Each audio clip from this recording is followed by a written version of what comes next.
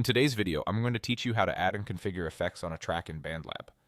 By the end, you'll know exactly where to find your project, how to open the studio, and how to add and fine-tune effects like EQ, reverb, and delay so your tracks sound polished and professional. Start by opening BandLab and logging into your account. Once you're in, head to your library. This is where all your projects live, whether they're drafts, finished songs, or collaborations. Select the project you want to work on, and then click on Studio to open it in the editor. Inside the studio, you'll see the Arrange view, which lays out your song as a series of tracks. Click the specific track you want to enhance. This could be your vocal, guitar, drums, or any instrument.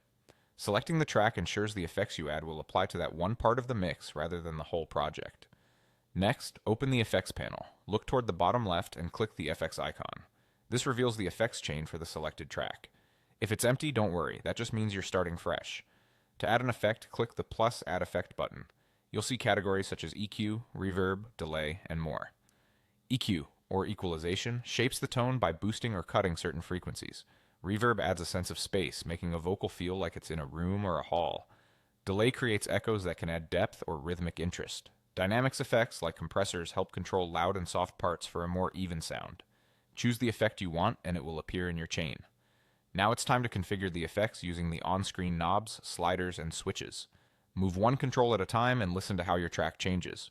For EQ, try gently cutting muddiness in the low mids or adding a touch of clarity in the high mids. With reverb, start with a short decay and low mix, then increase slowly to avoid washing out the performance. For delay, set the time to your song's tempo and adjust feedback to control how many repeats you hear.